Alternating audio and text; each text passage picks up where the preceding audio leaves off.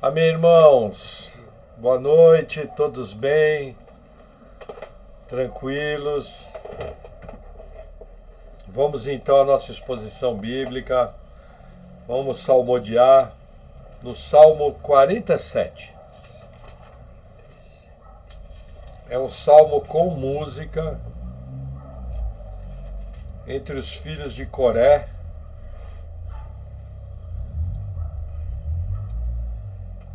Diz assim a palavra do Senhor, Salmo 47, versículo 1. Batei palmas todos os povos, aclamai a Deus com voz de triunfo, porque o Senhor Altíssimo é tremendo e Rei grande sobre toda a terra. Ele nos subjugará os povos e as nações debaixo dos nossos pés. Escolherá para nós a nossa herança, a glória de Jacó, a quem amou. Deus subiu com júbilo, o Senhor subiu ao som de trombeta. Cantai louvores a Deus, cantai louvores ao nosso Rei, cantai louvores. Pois Deus é o Rei de toda a terra. Cantai louvores com inteligência. Deus reina sobre os gentios, Deus se assenta sobre o trono da sua santidade. Os príncipes do povo se ajuntam, o povo do Deus de Abraão, porque os escudos da terra são de Deus, e ele está muito elevado. Até aqui. Vamos orar.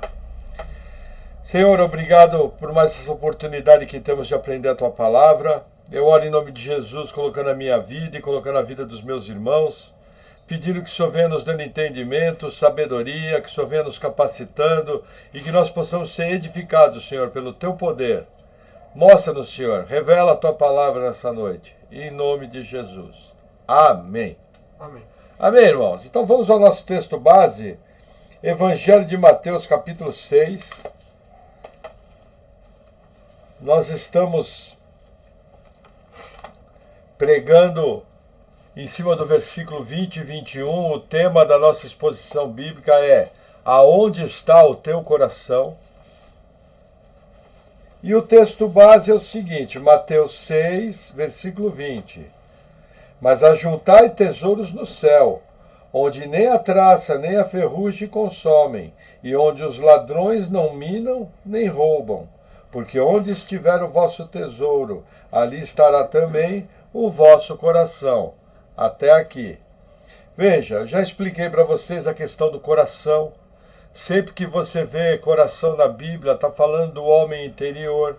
Expliquei a questão da divisão, que a Bíblia nos mostra que o ser humano é corpo, alma e espírito. Mas também podemos dividir no homem material e no homem imaterial. Aí nós falamos sobre a questão do tribunal de Cristo. Demos uma pincelada em 1 Coríntios capítulo 3.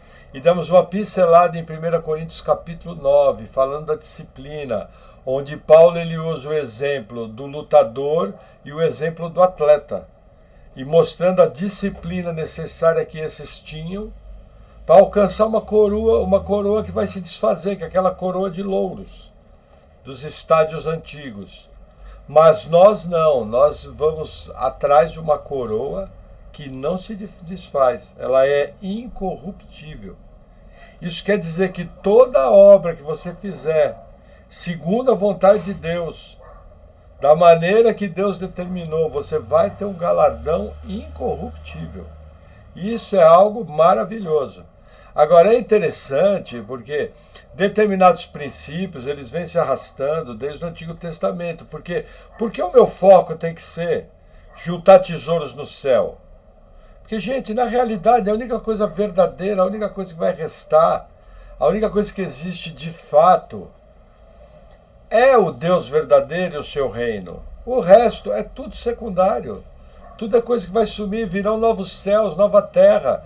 O planeta como nós conhecemos vai deixar de existir.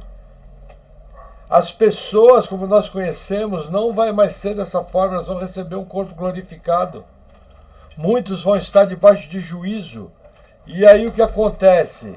Aonde vai ficar o dinheiro? Aonde vai ficar as joias? Aonde vai ficar o ouro? Nada. O que é o ouro perto da eternidade? O que é o ouro perto da obra de Deus?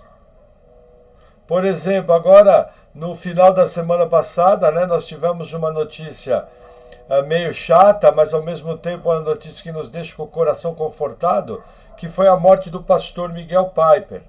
Ele veio a falecer aos 73 anos, mas esse homem, ele veio dos Estados Unidos, muito jovem.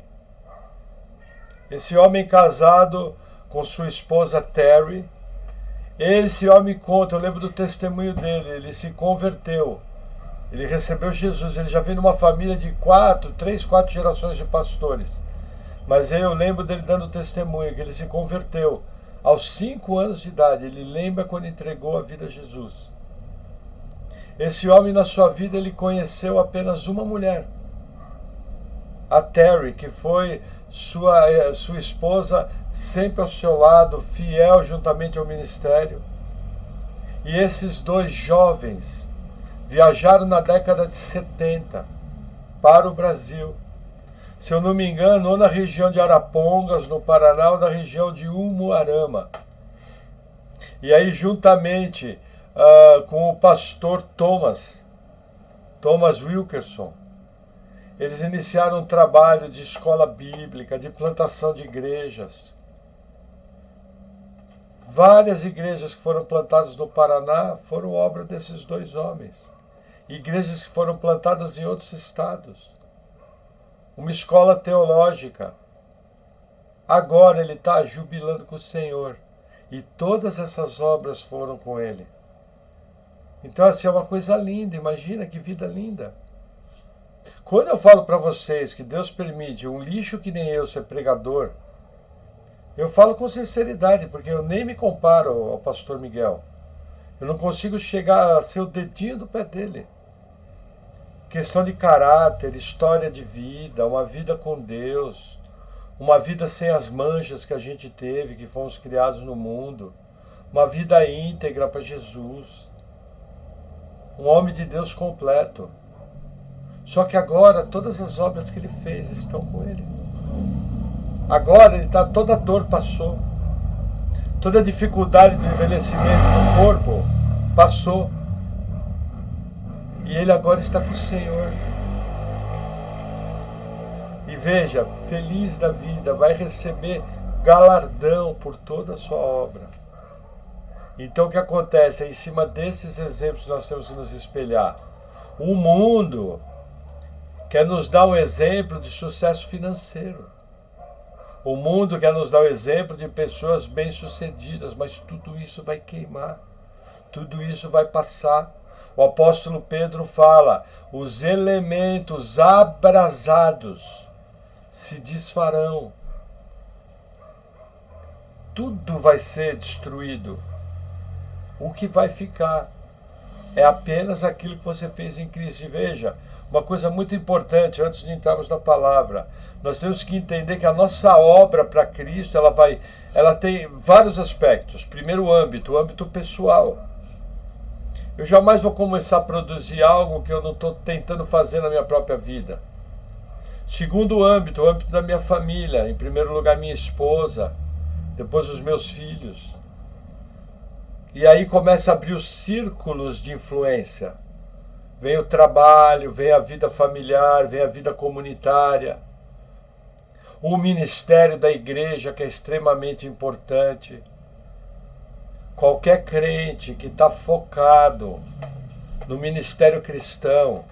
E, gente, eu não estou falando de trabalhar na igreja é importante, sim. Ajudar a limpar a igreja é importante, indispensável. Ministério de contribuição de dízimos e ofertas, sim, imprescindível. Tudo isso é relevante.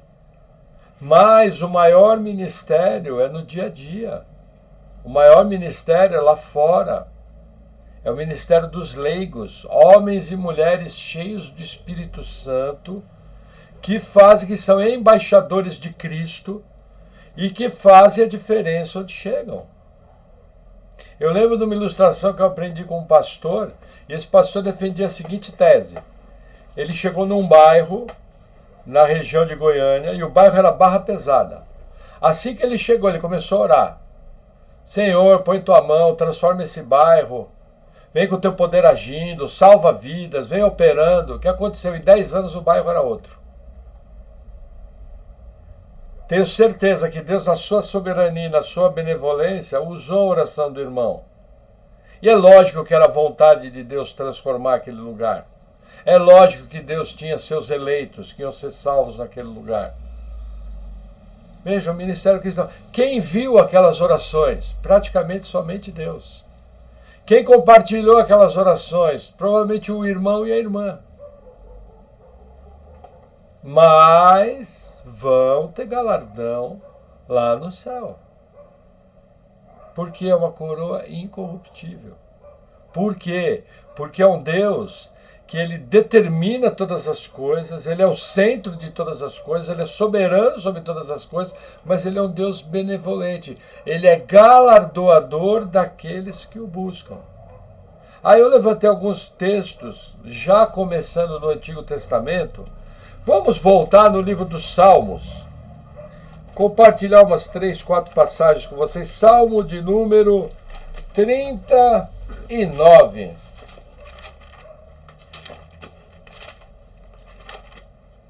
Salmo 39.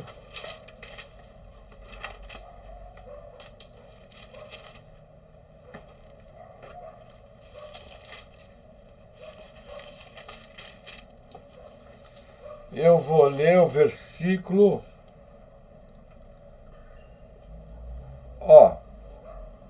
Versículo 4. Olha que interessante. Olha que salmo lindo. Não, merece ler do primeiro versículo. É um salmo de Davi. Diz assim: eu disse, guardarei os meus caminhos para não pecar com a minha língua. Guardarei a boca com um freio, enquanto o ímpio estiver diante de mim. Com o silêncio fiquei mudo. Calava-me mesmo acerca do bem, e a minha dor se agravou. Esquentou-se-me o coração dentro de mim. Enquanto eu meditava, se acendeu um fogo. Então falei com a minha língua. Olha a exclamação de Davi. Faze-me conhecer, Senhor, o meu fim.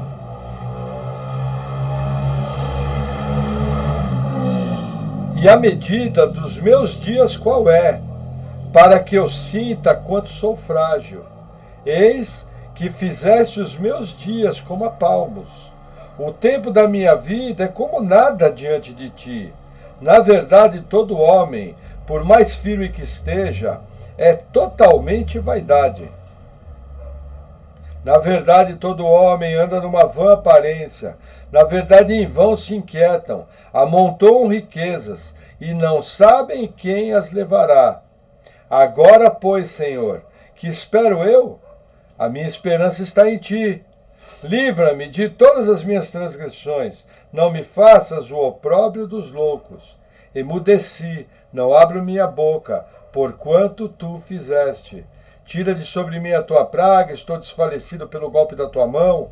Quando castigas o homem com repreensões por causa da iniquidade, fazes com que a sua beleza se consuma com a traça. Assim, todo homem é vaidade.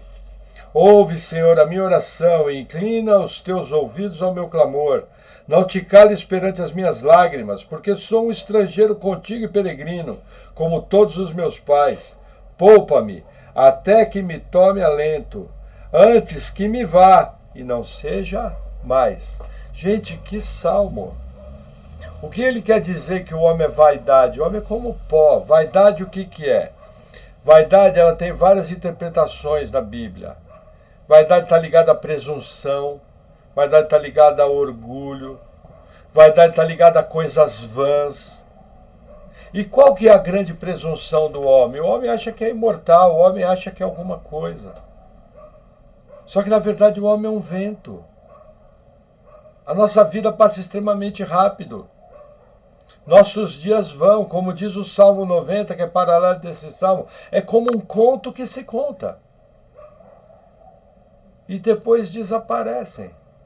Como diz outro salmo, fala, na sepultura não há planos, mostrando o quê? Que esse tipo de vida que a gente leva aqui, ele se finda quando esse corpo morre. Não quer dizer que você está dormindo na sepultura.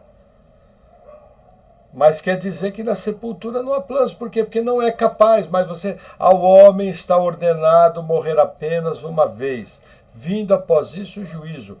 Ponto final. Mas olha o temor do salmista no versículo 4. Faz-me conhecer, Senhor, o meu fim, e a medida dos meus dias qual é, para que eu sinta o quanto sou frágil. Gente, nós somos pó, nós somos frágil. Você pode ver esse Covid, botou fogo no mundo. Lógico que existem algumas coisas interessantes. Estamos passando dias de Covid, mas essa semana eu estava vendo algo interessante. Não é apenas Covid que mata pessoas. Para vocês terem uma ideia, no Brasil morrem por dia 450 pessoas vítimas direto do cigarro. Essa semana que passou, morreu mais gente vítima de cigarro do que vítima de Covid no Brasil. Não é apenas Covid que mata, é tuberculose, é câncer. São males ligados ao cigarro. Agora, para você ver como o mundo, o homem é vaidade, se o pessoal é tão preocupado com o bem-estar do ser humano, se os benevolentes, que se acham como deuses, são preocupados com o ser humano, pararia de vender cigarro. Não é verdade? Não fechou comércio, não fechou tudo, tão preocupados. Sabe o que acontece, gente? Hipocrisia. O único que se preocupa de verdade, o único que você pode pôr sua confiança, o único que é verdadeiro, que é santo, santo, santo, é o Deus Todo-Poderoso. Nesse sim, você pode pôr confiança. Nesse sim, existe justiça. Nesse sim, existe equidade. E você pode confiar plenamente. Agora, primeira verdade, nossa vida é vã. Nossa vida é um conto que se conta. E vamos indo, como diz o salmista. Provavelmente Moisés escreveu esse salmo. Então nós temos que colocar na cabeça que existe um tempo determinado. Eu não sei quantos dias eu vou viver. Não sei. Na verdade, todo mundo quer viver pelo menos aí uns 70 anos. Mas você não tem certeza. Agora, quando você entende que sua vida é vã, você percebe que o seu tempo é urgente. Você percebe que você tem um número de minutos, um número de horas, um número de dias limitado para você realizar coisas. E dentro desse número de dias, eu já ensinei isso para a igreja, existem tempos apropriados para fazer coisa. Por exemplo, um jovem. Um jovem está em tempo do quê? Se ele é solteiro, de servir ao Senhor de todo o seu coração. Ele está em tempo do quê? De fazer uma faculdade, de trabalhar e de começar a construir sua vida. Já uma mãe de família que quiser ter a mesma vida do jovem, fica mais difícil. Por quê? Porque não é o tempo apropriado. Então, além de eu entender que meus dias são curtos, eu tenho que entender que existe tempo para todo propósito debaixo do céu, segundo Eclesiastes capítulo 3. Que naquela passagem ele mostra, através de um jogo, tempo de amar, tempo de odiar, através desse jogo, tempo de construir, tempo de derribar. Através desse jogo de palavras, ele tenta exprimir as principais expressões da existência humana. É o que ele tenta fazer ali naquele jogo de palavras. E aí você vê que é tudo muito pouco. E se eu perco o tempo das coisas, alguns tempos não voltam mais. Vou dar um exemplo. Imagine agora eu resolver morar em Miami, trabalhar em Miami e construir vida em Miami. É viável? É, eu até posso fazer. Mas é o tempo correto? Ah, o que você vai fazer? Não, vou morar na Sérvia e Montenegro. Nossa, radical, hein? O que você sabe da Sérvia e Montenegro? Não, hoje eu vi no Globo Repórter e achei legal, vou para lá. Mas, irmãos, tem 55 anos. E a família aqui, seus amigos, a igreja. Estou usando esse exemplo engraçado para mostrar que existem tempos apropriados. Isso é uma outra coisa importante. Eu tenho que discernir. O sábio discerne o tempo e o modo. Eu tenho que discernir o tempo para mim saber, dentro daquele tempo, da parte de Deus, aonde eu vou aplicar força, aonde eu vou aplicar dedicação, aonde eu vou queimar minutos que nunca mais vão voltar. Falar uma coisa para vocês, gente, cuidado com televisão, com Netflix, com mídia social, porque você pode perder muito tempo com isso.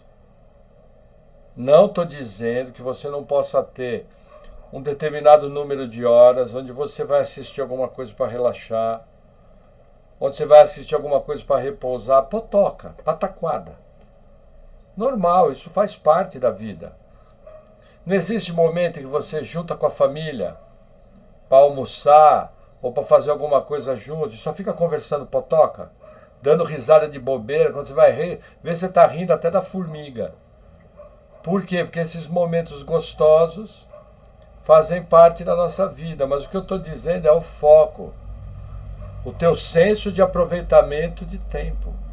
É muito importante isso. Amém? Vamos a mais um salmo, Salmo 55. Tomar um golinho d'água. Versículo 22. Olha que legal. Lança o teu cuidado sobre o Senhor, e Ele te susterá. Não permitirá jamais que o justo seja abalado. Está vendo? Lança o teu cuidado ao Senhor. Mais importante que tem é a confiança no Senhor. Isso é extremamente importante. Vamos a mais um texto. Vamos voltar um pouquinho na Bíblia. Primeiro livro dos Reis, capítulo 3. Primeiro livro dos Reis.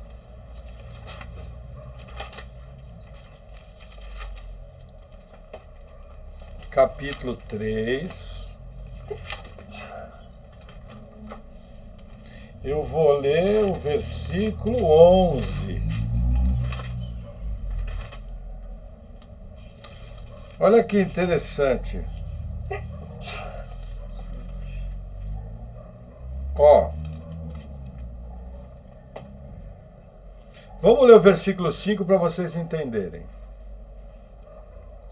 Qual é o caso aqui? Deixa eu dar o pano de fundo.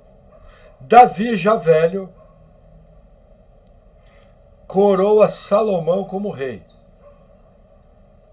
Adonias, filho mais velho de Davi, faz uma festa, apoiado por Joabe e apoiado por alguns nobres, e se auto-intitula rei.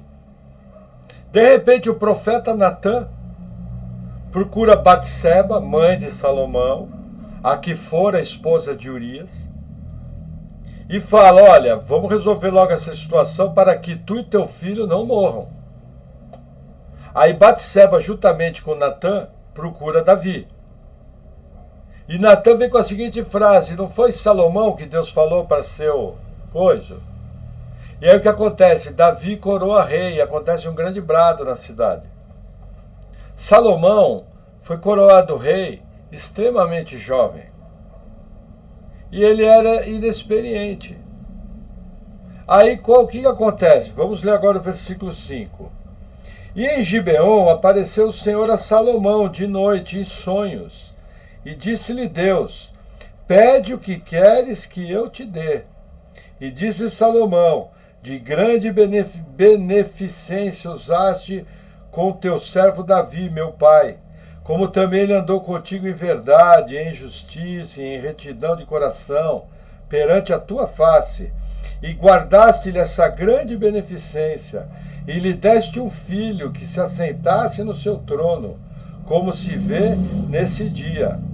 Agora, pois, ó Senhor meu Deus, tu fizeste reinar a teu servo em lugar de Davi meu pai, e eu sou apenas um menino pequeno, não sei como sair, nem como entrar, e teu servo está no meio do teu povo que elegeste, povo grande, que nem se pode contar, nem numerar pela sua multidão. A teu servo, pois, dá um coração entendido para julgar a teu povo, para que prudentemente discina entre o bem e o mal, porque quem poderia julgar a esse teu tão grande povo? Olha que interessante. Salomão se acha extremamente jovem. E na aparição em sonho, ele pede para Deus capacidade e sabedoria para ser um bom rei. Aí o que acontece? Versículo 10. E essa palavra pareceu boa aos olhos do Senhor, de que Salomão pedisse isso. E disse-lhe Deus: porquanto pediste isso, e não pediste para ti muitos dias, nem pediste para ti riquezas, nem pediste a vida de teus inimigos, mas pediste para ti entendimento, para discernires o que é justo. Eis que fiz segundo as tuas palavras, eis que te dei o coração tão sábio e entendido, que antes de ti igual não houve, e depois de ti igual não levantará. Olha que interessante. Palavras do próprio Deus. Ser humano normal, nunca houve ninguém tão sábio quanto Salomão. Nem vai haver, porque Deus deu essa unção. Não tem Einstein, não tem Hawkins, não tem ninguém. Salomão é o homem mais sábio, palavras do próprio Deus. E aí o versículo 13, e também até o que não pediste te dei, assim riquezas como glória, de modo que não haverá igual entre ti e entre os reis, por todos os teus dias. E se andares nos meus caminhos, guardando os meus estatutos e os meus mandamentos, como mandou Davi teu pai, também prolongarei os teus dias.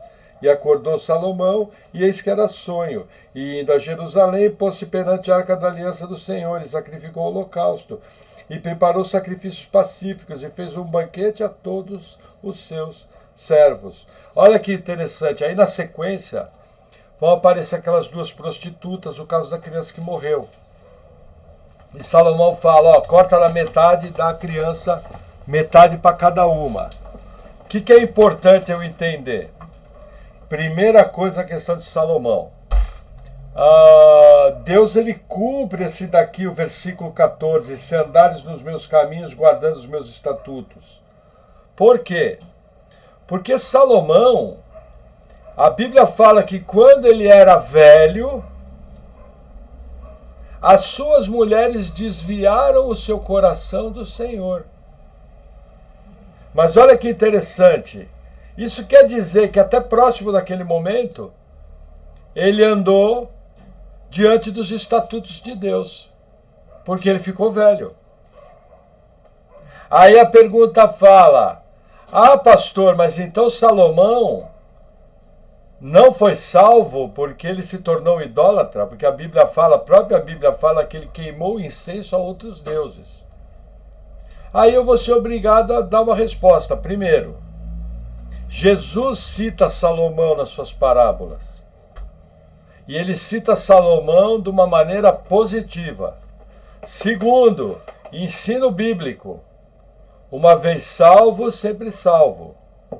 Mas pastor, e a idolatria de Salomão? A idolatria de Salomão teve consequência. 10 tribos ficaram com o reino do norte, com o rei Jeroboão I. 2 tribos ficaram com o seu filho, Roboão, que alguns até fazem piada dizendo que era o Robobão, por causa daquilo que ele fez, mas vinha do Senhor. Roboão errou porque vinha do Senhor. Aí você fala, mas pastor, e a idolatria? Vou só colocar algo. Na sequência do capítulo 6 de Mateus, a Bíblia fala que você não pode servir a Deus e servir a Mamon. Mamon é o Deus do dinheiro. Mamon é um ídolo. Então a Bíblia nos mostra que existe uma ligação idolátrica com o dinheiro. Eu pergunto, quanto crente nascido de novo durante a sua vida não idolatra o dinheiro? Eu pergunto, um crente que cai nos falsos ensinos da teologia da prosperidade, ele está idolatrando o dinheiro. Aí eu pergunto, perde salvação? Se foi nascido de novo, não. Não existe perda de salvação para quem nasceu de Deus. Porque a obra é 100% de Deus. Não depende nada do ser humano agora. vem consequência. Davi pecou no caso de Batseba. O profeta Natan falou: a partir de agora a espada não se apartará da tua casa. E olha que Davi se arrependeu, confessou seu pecado. Mas a criança foi recolhida por Deus, no entendimento dos teólogos, salva. Só que a espada não se apartou mais da casa de Davi. Aí aconteceram várias tragédias. Uma de suas filhas foi violentada, forçada pelo próprio irmão, incesto dentro da família. Um irmão se vingou, matando outro irmão. Esse irmão que se vingou, se rebelou contra o rei, talvez a pior crise do reino. Davi só escapou de Absalão por um milagre de Deus. O quadro era todo voltado para Absalão. Mas Deus deu o livramento. Então o que acontece? Salomão, o homem mais sábio que pisou nesse planeta, ele só teve um defeito. Ele era ser humano, filho de Adão. Ser humano, filho de Adão, é pecador. Ser humano, filho de Adão, tem natureza pecaminosa. Ser humano, filho de Adão, que não anda debaixo do poder de Deus, que não busca uma vida consagrada, erra. E quando erra, podem haver consequências sérias. E aí o que acontece? Salomão perdeu o reino. Ficou tudo reduzido. Para ter uma ideia, das 10 tribos de Israel, nunca tiveram um rei bom. Só rei encrenca. Imagina a consequência do legado. Então a gente precisa realmente parar para pensar. Você vê, esse jovem, com toda a sua sabedoria, a engenhosidade de Salomão era incrível. Importante citar aqui, está vindo à minha memória. Salomão trazia do norte da África 666 talentos de ouro, acho. Não me lembro agora a medida, acho que era talentos de ouro. Veja, certa vez eu ouvi um pregador falando que esse texto dizendo que Salomão trazia 666 talentos já era um indício de Satanás agindo na vida dele. Nada mais absurdo. Não é a mínima intenção do texto. O texto só quer refletir uma quantidade enorme de ouro que Salomão trazia. Mas esse mesmo Salomão que trazia muito ouro, viu toda uma frota de navios naufragar no Mediterrâneo. De uma vez só, ele perdeu a frota. Os irmãos sabem que até hoje construir um navio é algo extremamente caro. Naquela época não era diferente. Perdeu tudo. Então a gente vai percebendo as consequências. O pecado é perdoado, sim. Nossos pecados diante de Deus são perdoados, sim. Nossa ficha está limpa diante de Deus, sim. Mas o pecado traz consequência. Não passa em branco. A coisa não é fácil. Então, que ideia ótima a gente começar nessa questão de buscar tesouros no céu, pedir sabedoria a Deus para viver a vida. Tiago, irmão de Jesus, fala: você não tem sabedoria? Peça a Deus, que Ele vai te dar sabedoria. É uma afirmação. Só que tem que pedir. Agora, muitas das pessoas sequer acham que precisam de sabedoria. Aí quebra a cara. Amém? Vamos para mais um texto. Mesmo livro dos Reis, capítulo 10, falando ainda sobre Salomão. Olha que interessante. Vamos ver o resultado da oração de Salomão. 1 Reis 10, capítulo 4. Versículo 4. Olha que interessante. Vendo, pois, a rainha de Sabá, toda a sabedoria de Salomão, e a casa que edificara, e a comida da sua mesa, e o assentar dos seus servos, e o estar dos seus criados, e as vestes deles, e os seus copeiros, e os holocaustos que oferecia na casa do Senhor, ficou fora de si, e disse ao rei: em verdade, a palavra que eu ouvi na minha terra, dos teus feitos e da tua sabedoria, eu não cria naquelas palavras, até que vim e os meus olhos o viram. Eis que não me disseram metade, sobrepujaste em sabedoria e bens a fama que eu vi. Bem-aventurados os teus homens, bem-aventurados os teus servos, que estão sempre diante de ti, que ouvem a tua sabedoria. Ó Deus, seja sendo glorificado. 9. Bendito seja o Senhor teu Deus, que teve agrado em ti, para te pôr no trono de Israel, porque o Senhor ama Israel para sempre. Por isso te estabeleceu rei, para fazer juízo e justiça. Amém? Deus atendeu ou não atendeu a oração de Salomão? Atendeu. Maravilhoso.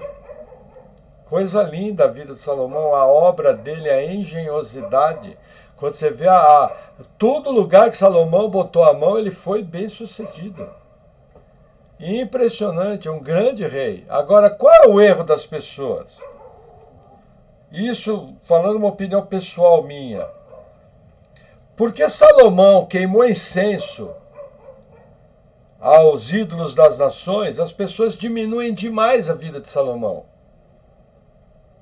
E elas esquecem que Davi também cometeu pecados extremamente horríveis. Muito sérios pecados de Davi. Só que não diminuem Davi. Lógico, existem algumas diferenças, mas eu sempre tenho que entender que os maiores reis de Israel foram Davi e Salomão. E eu não posso nunca esquecer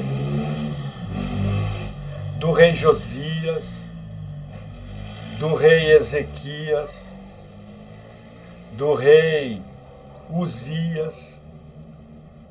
Também foram grandes reis. Se eu não me engano, Josias, nunca houve Páscoa comemorada por um rei, como Josias comemorou. Quer dizer, nem Davi, nem Salomão comemoraram a Páscoa como o rei Josias. Não sei se foi o rei Josias ou se foi o rei Joás. Um dos dois. Então, existiram grandes homens. Existiram grandes homens de Deus. Existiram grandes reis. Mas a gente percebe nesse texto aqui que a rainha de Sabá ficou fora de si. Amém? Vamos para mais um texto. Vamos ir agora um pouquinho para o Novo Testamento? Vamos para a segunda carta de Paulo aos Coríntios, capítulo... Não, antes eu tenho um texto aqui. Vamos passar Salmos 73, versículo 25. Vamos de passagem um pouco à frente, passar nos Salmos. Acabou ficando isolado aqui no meu caderno. Salmos 73.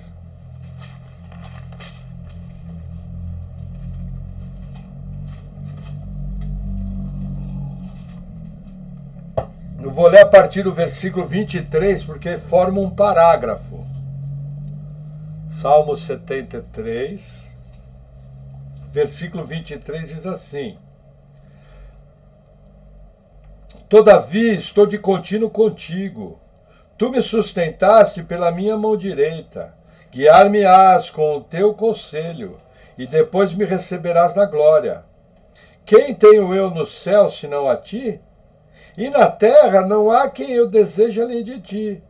A minha carne e o meu coração desfalecem, mas Deus é a fortaleza do meu coração e a minha porção para sempre. Até aqui.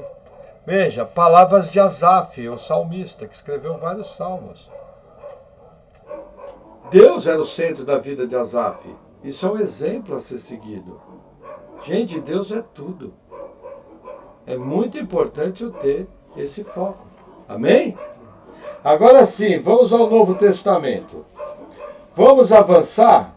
Eu queria passar, para não ficar muito separado, Evangelho de Lucas, capítulo 24.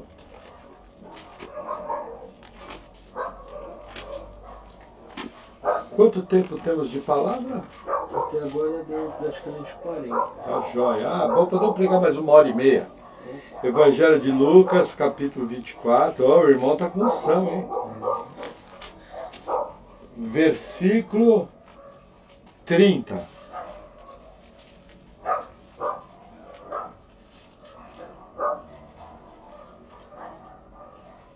Olha que interessante. Deixa eu explicar aqui. O negócio é o seguinte. Teve um irmão nosso chamado Cleopas. Cleopas saiu em viagem junto com outro discípulo de Jerusalém, por uma estrada chamada Caminho de Emaús. E aí o que acontece? No caminho, Jesus se aproxima deles. Só que eles não reconhecem Jesus. E Jesus começa a conversar com eles, e eles falam dos fatos que aconteceram, porque eles ainda não tinham compreendido espiritualmente até uma questão da profecia bíblica. Gente, profecia bíblica é um assunto enjoado. Por quê? Você tinha condição de saber que o Messias ia perecer. Você tinha condição de saber que o Messias ia ser o servo sofredor, que o livro de Isaías ensina. Porém, era o tipo de profecia que as pessoas só tiveram condição de saber na hora. Mais ou menos é assim, como algumas profecias que estão no Apocalipse. Vai ter profecia do Apocalipse que a gente só vai saber na hora que ela estiver acontecendo. Então Jesus vem no caminho de Emaús e começa a explicar a Escritura para esses servos. E aí olha que interessante, que eu vejo aqui, por que eu separei esse texto? Eu vejo aqui dois homens que buscavam intimidade com Deus e que estavam focados no mover de Deus para o seu tempo. E aí acontece um fenômeno interessante, um fenômeno de júbilo na vida deles. Olha que interessante. Versículo 28, Jesus está junto aqui. E chegaram à aldeia para onde iam, e ele fez como quem ia para mais longe. E eles o constrangeram, dizendo, fica conosco, porque já é tarde. E já declinou o dia, e entrou para ficar com eles. E aconteceu que, estando com eles à mesa, tomando o pão, o abençoou e partiu-o, e lhe deu. Abriram-se-lhes então os olhos e o conheceram, e ele desapareceu-lhes. O que aconteceu? Quando eles foram comer, Jesus dá graças, os olhos se abriram. Tem um monte de ensino teológico aqui. Mas o principal é o seguinte, quem abre nossos olhos é Deus. Você só pode ver se Deus abrir seus olhos. Você só pode ser salvo se Deus salvar. Não tem outro jeito, isso aqui é um exemplo claro. Mas olha que interessante o foco de vida deles. Versículo 32. E disseram um para o outro, porventura não ardia em nós o nosso coração quando, pelo caminho nos falava e quando nos abria a Escritura? E na mesma hora, levantando-se, tornaram para Jerusalém e acharam congregados os 11 e os que estavam com eles. Até aqui, veja, queimou o coração pela Escritura. Gente, vou falar uma coisa para vocês. Buscar tesouros no céu passa por um estágio da vida cristã onde o seu coração tem que jubilar, seu coração tem que ferver quando você vê um pregador pregando a Escritura com consistência, pregando a Escritura de maneira correta. Eu às vezes brinco aqui em casa, nós costumamos fazer várias tarefas, ou ouvindo o hino da harpa, ou ouvindo pregações do Granconato, do Nicodemos, do Heber Campos, do Paulo Júnior. E às vezes tem alguma passagem, eu passo pela sala, o Granconato está pregando. 1 minuto passando pela sala, eu já viro pro Rodrigo e falo, nossa, o irmão Granconato amassando. Porque o coração ferve. Quando você ouve a palavra do Senhor, pregada com consistência, de maneira bíblica, o seu coração tem que ferver. Se você não tem isso, é um sintoma que, de repente, todo entusiasmo da sua vida, toda concentração, todo foco, não está naquilo que é pão, não está naquilo que é verdadeiro. Então, seu coração não vai ferver nunca. É uma questão de escolhas. A Bíblia o tempo todo incentiva o crente a buscar a palavra, a buscar a comunhão com Deus, a buscar uma vida de oração, a buscar a santidade. E quem tem que fazer isso é você. É Deus que capacita? Sim. Mas existe um caminhão de versículo indicando, faça você. Da mesma maneira que existe um caminhão de versículo mostrando que é Deus quem faz a obra. Mas eles um não anula o outro, eles não são antagônicos, eles são complementares. Deus usa o seu querer para realizar a vontade dele. Até quando você nem sabe. Da mesma maneira que os ímpios. Exemplo disso, Atos dos Apóstolos, Pilatos e os Anás e Caifás. Agora, como eu costumo dizer, que eu falei numa outra palavra, com a barriga cheia de mundo, o que vai fazer o coração ferver? O mundo. Eu fico meio admirado, talvez seja um defeito meu, acho que eu herdei isso do meu pai. Às vezes eu vejo pessoas que elas não têm um centavo no bolso. Isso não é nenhum problema. Eu muitas vezes não tive um centavo no bolso. Na verdade, me considero pobre com luxo. Mas de repente passa um carrão na rua. E a pessoa chega, nossa, você viu que Mustang M16 X8 Turbo com injeção quadrijet, escapamento dimensionado? A senhora fala, meu Deus, tudo isso ali, como a pessoa sabe? Ou você passa na frente da casa de uma pessoa, e, nossa, aquela casa tem o mármore da Transilvânia que veio da Romênia e foi lapidado na Itália e viajou de navio e... Ué, pessoa crente. E qual é o problema disso? O problema disso é que revela um coração no mundo. O problema disso é que revela um coração em coisas que não são pão. Eu fico admirado com essas coisas. Me assustam. Isso não está no meu coração. Lógico que a gente sabe o que é uma Ferrari. Lógico que a gente sabe o que é uma casa boa, por exemplo, aqui próximo da Gina Alphaville. A gente sabe tudo isso, mas o problema é que você percebe na frase da pessoa uma admiração que a pessoa fala com paixão. É que nem eu lembro o exemplo do pastor pastor Luiz Saião. Um irmão da igreja super apático, aquele irmão servia na igreja há muitos anos, até o dia em que ele viu o irmão assistindo um jogo de futebol. Ele olhou e falou, é o mesmo, irmão. O cara gritava uma intensidade. Sabe? Isso mostra o quê? Mostra onde está o coração, mostra onde está o foco. Expõe o que é realmente importante. Gente, eu tinha que vibrar com o irmão Paulo Júnior pregando, eu tinha que vibrar com o irmão Augusto Nicodemos, eu tinha que vibrar com o Marcos Ranconato, com o Heber Campos, eu tinha que vibrar quando alguém é salvo. Eu tinha que vibrar quando o meu pastor consegue, pela graça de Deus, trazer uma palavra, no mínimo, bem concatenada. Meu coração tem que ferver. E por que não ferve? Não ferve porque eu estou com a barriga, eu estou com o coração cheio de mundo. Não vai ferver nunca. Na verdade, ele vai congelar. Na verdade, provavelmente o Senhor vai ter que produzir uma crise na sua vida para daí você começar a dar fruto, para daí você começar a colocar o foco naquilo que é verdadeiro, naquilo que é único. Esses homens aqui, gente, viajaram de noite, sem lanterna.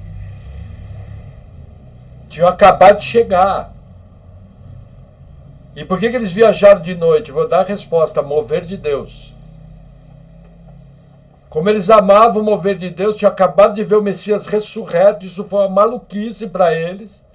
Eles não deram conta de fazer algo diferente, que era viajar de volta a Jerusalém e avisar os 11 discípulos.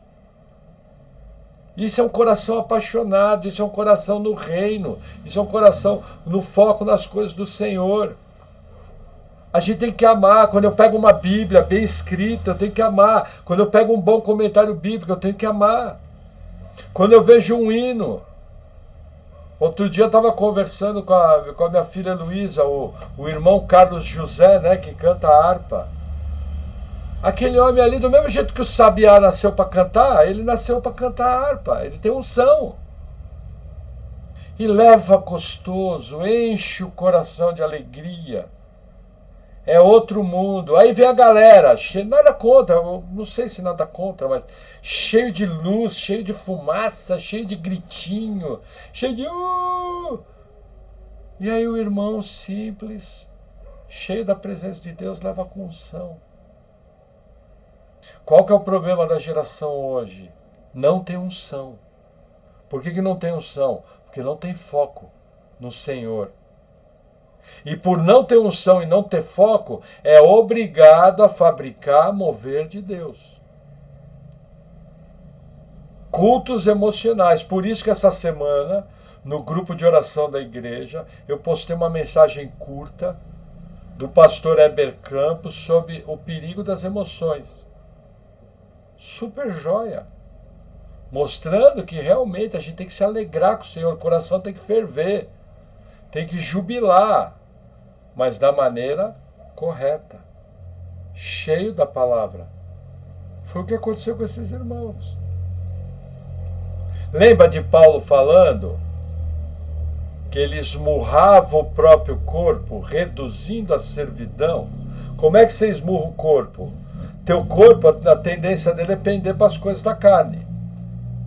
Você coloca o corpo no devido lugar e fala, não, aqui manda o Espírito do Senhor através da minha pessoa. Nós vamos ler a Bíblia. Nós vamos ouvir palavra. Nossa, pastor, é tão difícil ouvir palavra pela internet. Nossa, irmão, é tão difícil passar a eternidade no inferno. Por quê? Porque tem muita gente que acha que é crente, que acha que é salvo, e continua vivendo a mesma antiga vida que vivia, sem foco. Um dos sinais de salvação é foco no reino, é paixão pelo reino, é um coração apaixonado pelo Senhor, é uma fé intensa, uma fé viva. E tem gente que frequenta uma igreja, carrega uma Bíblia, que não tem essa fé e não é salvo. Como eu costumo dizer, se você não tem esse fervor, se você não tem esse foco, coisa mais simples, coloca a cara no pó, se arrepende desses pecados, confessa eles a Deus, pede graça da parte do Senhor e começa a andar em novidade de vida. Que rapidamente, quando você fizer isso de todo o teu coração vai ferver. Você vai ficar jubiloso. Cada vez que você vê algo das maravilhas do Senhor, na sua palavra, nos seus homens de Deus, na sua igreja, em tudo isso. Amém? Vamos ao último texto dessa noite. Segunda carta de Paulo aos Coríntios, capítulo 5. Esse texto, o irmão Maurício já pregou ele 419 vezes. Estou brincando, mas que foi 398, foi. 2 Coríntios 5, versículo 10, é isso? Versículo 9. Diz assim: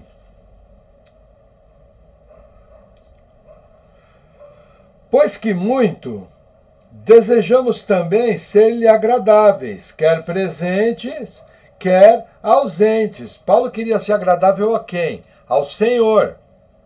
Quer presente, quer ausente, Paulo está falando o seguinte: Se eu morrer, eu vou estar presente com o Senhor. Quero ser agradável. Mas enquanto eu estou nesse corpo, eu estou ausente da presença do Senhor. Mas eu continuo querendo ser agradável. Esse é o meu foco. É o que Paulo está explicando aqui. Aí o versículo 10. Está até grifado na minha Bíblia. Porque todos devemos comparecer ante o tribunal de Cristo, para que cada um receba segundo o que tiver feito por meio do corpo, ou bem ou mal. Olha que interessante. Vai haver um tribunal, lembrando, esse tribunal não é para salvação. Não é o que a gente chama do julgamento do trono branco de Apocalipse, capítulo 21. Aquele é o que a gente costuma denominar de julgamento universal de todas as pessoas que viveram na Terra, em toda a história humana. Elas vão ressuscitar, vão estar diante do Senhor para ser julgadas segundo os seus pecados. Elas vão ajoelhar, vão reconhecer que Jesus é o Cristo e que Jesus Cristo é o Senhor e vão ser lançadas no lago de fogo. Desse chamado julgamento do trono branco, os crentes não participam. Porque a sua salvação foi definida quando nem terra existia, lá na eternidade passada, no coração de Deus. Antes de você ser criado. Quando Deus escreveu o seu nome no livro da vida, existiu um fato no universo. Maurício, Rodrigo, Paula, Luiz, Erasmo, salvos. Pela graça de Deus, segundo o poder do Deus Todo-Poderoso. Então, não participa. Agora, vírgula. Mas o que você fizer através do teu corpo, e eu estendo isso ao corpo chamado igreja, porque é uma consequência natural, é na igreja, aonde se desenvolve a obra cristã, através do ministério cristão. Aonde é o foco principal do ministério cristão? É a igreja. Por isso que a gente precisa tomar cuidado de não sair falando mal de igreja. Nossa, pastor, mas você mete o pau na teologia. Teologia. Que nem acabei de falar do grande pastor Miguel Piper. Eu não concordo 100% com os ensinos dele.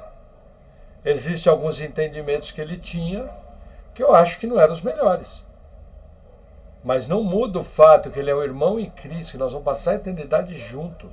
E que ele foi uma pessoa que foi bênção na minha vida e o ministério dele abençoou a minha família. Tenho que reconhecer isso. Percebe? Uma coisa não tem nada a ver com a outra. Mas qual é a questão?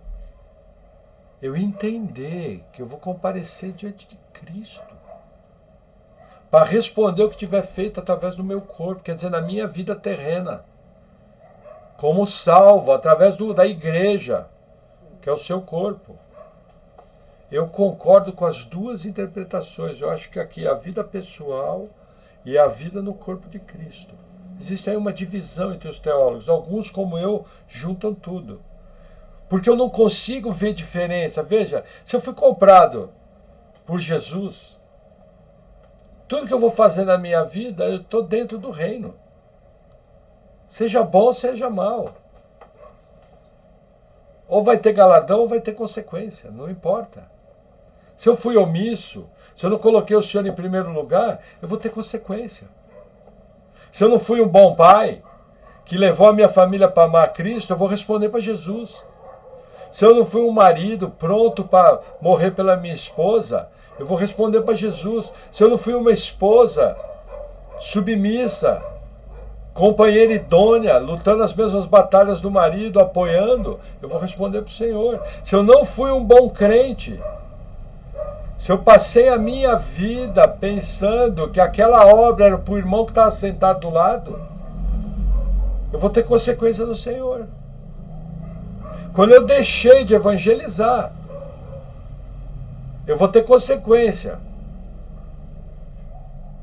A pessoa era um eleito. Eu não evangelizei. Vou responder para Deus. Agora, sorte da pessoa que era eleito, né? Porque Deus vai lá e salva. Mas eu vou responder a minha omissão. Existe uma ordem, ide por todo mundo, pregar o evangelho a toda criatura, fazer discípulos, batizando em nome do Pai, do Filho e do Espírito Santo. A ordem é clara, Mateus 28. Extremamente clara. E olha o que Paulo fala, Paulo tinha esse entendimento. Versículo 11. Assim que, sabendo o temor que se deve ao Senhor, persuadimos os homens à fé, mas somos manifestos a Deus, e espero que nas vossas consciências sejamos também manifestos. O que acontece? Paulo está falando do reino de Deus, está falando da salvação, está falando da vida cristã sendo mostrada dentro da sua consciência. Você está feliz com a sua vida cristã? Você está bem, você está fazendo sua parte, você sabe qual é o projeto de Deus para a sua vida, você está dedicando tempo a isso. Você é alguém que ama a glória de Deus, a presença de Deus? É perguntas que eu tenho que responder. Por quê? Porque um dia eu vou estar diante desse cemitério. E eu gosto do começo do versículo 11. Assim que, sabendo o temor que se deve ao Senhor. Persuadimos os homens à fé. Se você olhar aí na sua Bíblia, a palavra fé está em itálico. Olha o fé como está inclinadinho. Essa palavra fé não está no original. Ela foi colocada para dar sentido. Então existe um vazio aqui, que eu coloco aqui. Persuadimos os homens à obra de Deus. Porque a fé é completa. Aqui não é só fé salvadora. Como Paulo está falando que não é o tribunal de salvação, é o tribunal de obras, ele está falando de vida cristã. Então a nossa fé é algo completo, que muitas vezes eu não consigo executar dentro da minha própria casa. Quantos anos você tem convertido? 322, pastor. Pô, não mudou? Cria vergonha na cara. Para de brincar de ser crente. Sabe, gente, no nosso caso, 6 anos andando junto, já deveríamos ter adquirido uma bagagem e uma prática de vida extremamente saudável. Por que não acontece? Porque eu deixo os empecilhos, eu deixo a correria do dia a dia atrapalhar. Eu me permito concessões a coisas que agradam os meus olhos, que eu não deveria fazer essas concessões. Mas, na verdade, de uma maneira simples, eu deveria focar em Cristo, deveria focar em Deus, em conhecê-lo, em amá-lo, em propagar o seu reino na minha vida, na minha família e no mundo à minha volta. É para isso que eu fui chamado. É desse tipo de vida que eu vou responder. Amém? Vamos orar? Senhor, obrigado por tua palavra. Eu oro em nome de Jesus, pedindo, Senhor, que o Senhor venha trazendo a tua luz sobre nós, que o Senhor venha nos dando entendimento, que nós possamos enxergar segundo os teus olhos, que nós possamos, Senhor, viver uma vida cristã plena, cheia de boas obras, que nós possamos ter um coração apaixonado por Ti, que possamos ter o foco naquilo que é verdadeiro, naquilo que é pão, em tudo aquilo que representa o Teu reino. Senhor, liberta-nos de todo mundanismo, liberta-nos de todo amor exagerado aos confortos e aos apetites e às concupiscências da nossa carne, que nós possamos de maneira simples servir ao Senhor de todo o coração. Ajuda-nos, Senhor, em nossa fraqueza, em nome de Jesus. Amém. Amém, Amém, irmãos. Deus abençoe. Próxima palavra, nós vamos continuar esse estudo tão bacana que o Senhor tem nos dado. Amém.